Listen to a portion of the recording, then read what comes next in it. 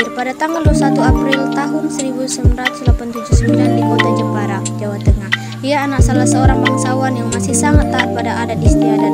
Setelah lulus dari sekolah dasar, ia tidak diperbolehkan melanjut sekolah ke tingkat yang lebih tinggi oleh orang tuanya.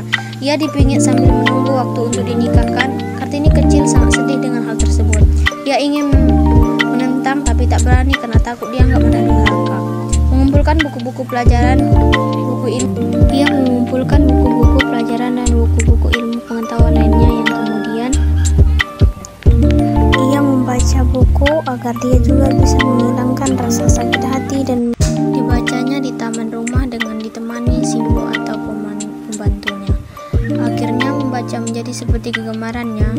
Tidak hari tanpa membaca. Semua buku termasuk surat kabar dibacanya. Kalau ada kesulitan dalam memahami buku-buku dan surat kabar yang dibacanya, ia selalu menanyakannya kepada bapaknya.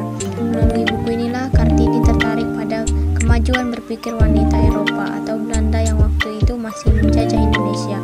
Timbullah keinginannya untuk menunjukkan wanita Indonesia. Wanita tidak hanya di dapur tetapi juga harus mempunyai ilmu. Ia memulai dengan mengumpulkan teman-teman wanitanya untuk diajarkan tulis menulis dan ilmu pengetahuan lainnya.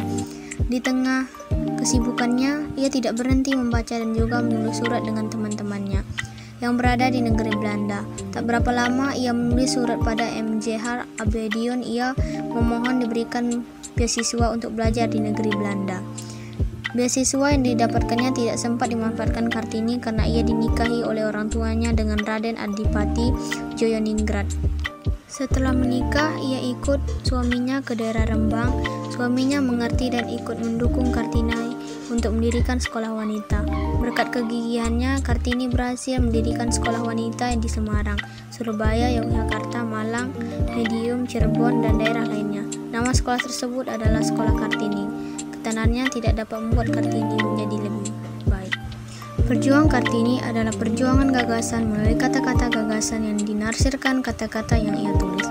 Kata-kata bagi Kartini tidak sekadar menjadi senjata tetapi juga penyala.